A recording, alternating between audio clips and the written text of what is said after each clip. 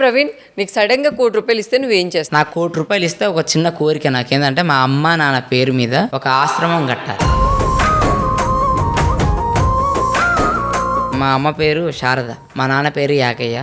ఇప్పుడు నా రింగ్ మీద కూడా ఉంటుంది వైఎస్ అని. వై అంటే యాకయ్య, ఎస్ అంటే శారద అని. మా అమ్మ చనిపోయిన తర్వాత ఆమె కొద్దిగా గోల్డ్ ఉండే ఆమెది, ఇయర్ రింగ్స్ అవి ఇవన్నీ. ఆవిడతో నేను ఏం చేశానంటే ఆమె గుర్తుగా నా దగ్గర ఏదో ఒకటి ఉండాలి అనేసి నేను రింగ్ చేయించుకొని వాళ్ళ పేరు పెట్టేసి పెట్టుకున్నా.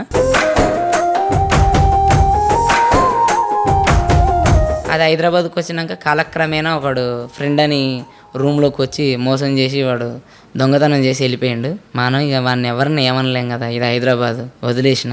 మళ్ళీ నేను కష్టపడి సంపాదించుకొని వాళ్ళు ఎప్పుడు నా ఎమ్మటి ఉండాలనేసి నేను వేసిన వాళ్ళ పేరు నా దగ్గర ఉండాలని పెట్టుకున్నాను. సో ₹1,00,00,000 ఇస్తే మొత్తానికి ఇప్పుడు ఆశ్రమం కడతావు. ఆశ్రమం కట్టి ఇప్పుడు మీరు చెప్పారు కదా కొంతమంది అమ్మా నాన్నల్ని చూసుకోలేని వాళ్ళకి నేను చెప్తా, అరే బాబు మీరు చూసుకోలేకపోతే తెచ్చి మీకు ఇవ్వండి, నాకు ఇవ్వండి, ఆ కోరిక మాత్రం తీరాలని కోరుకుంటున్నా. ఇప్పుడున్న జనరేషన్ కి లవ్ మీద నువ్వు ఎలాంటి సజెషన్స్ ఇస్తావు? ఇప్పుడున్న జనరేషన్ కి ఇప్పుడున్న వింటే లవ్ అన్నా పెళ్లి అన్నా రెండింటికి భయం అవుతుంది.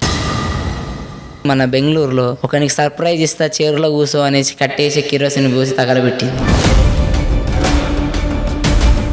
అసలు ఎందుకు అట్లా జరిగింది ప్రవీణ్? అంటే ఆ అబ్బాయి ఏదో ఆ అమ్మాయిని అవాయిడ్ చేయడం, కొద్దిగా మాట్లాడట్లేడు. మళ్ళీ ఫోన్ చేయండి రా, కిరోసిన్ కాల్చకండి. అయ్యో, ఇటు అబ్బాయిలు అమ్మాయిలు చంపుతా ఉన్నారు, అమ్మాయిలు అబ్బాయిలు చంపుతా ఉన్నారు. ఇవన్నీ చూస్తుంటే అమ్మో ఎవరితోనే మాట్లాడాలన్నా కూడా మొన్నటిదాకా కొన్నిటికే భయపడ్డారు. ఇంట్లో డ్రమ్ములు ఉండాలన్నా భయపడ్డారు, ఓ మంచి కుక్కర్ ఉండాలన్నా భయపడ్డారు. ఇప్పుడు చీరున్నా భయపడతారు. ఒక మనుషులను చంపే అంత ధైర్యం ఎట్లా వచ్చిందంటావు? చాలా ఫాస్ట్ జనరేషన్. ఎవరు కూడా అయ్యో నేను ఇలా వీళ్ళని చంపితే రేపు ఏదైనా నాకు శిక్ష పడుతుందేమో అని బాధ లేదు. అలాంటి శిక్ష పడట్లేదు.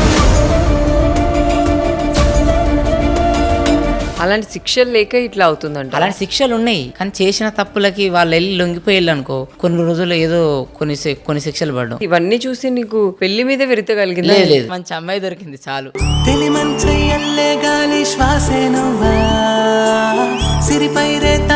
ఈ జీవితానికి ఏమో అంత అర్థం చేసుకుంటే వైఫ్ చాలా అబ్బా. తను మనల్ని మంచిగా చూసుకుంటే చాలు. ఎందుకంటే నాకు ఎలాగో పేరెంట్స్ లేరు, నన్ను అర్థం చేసుకొని. మా అమ్మని నేను 9 years అప్పుడు కోల్పోయినా. నన్ను తను ఎంత బాగా చూసుకోవాలంటే మళ్ళీ మా అమ్మలాగా చూసుకునే వైఫ్. తనకేం లేకపోయినా నేను తెచ్చిస్తా, తనకి ఏదైనా నేనే సర్వస్వం. నేను చిన్న వస్తువు తెచ్చిచ్చిన తనకు చాలా పెద్దగా ఫీల్ అవుతుంది. నిజంగా చెప్పాలంటే ఇది సీక్రెట్. బేసిక్ గా నేను బనీన్లు లోపల డ్రాయర్, షార్ట్ కాదు డ్రాయర్ అనాలి దాన్ని ఏమంటారు, అవి కూడా నేను మా నాన్నే కొనిచ్చి పంపేది. నాకు ఇప్పుడు ఏం చేస్తుంది కానీ అమ్మాయి ఉంటుంది వెళ్ళి.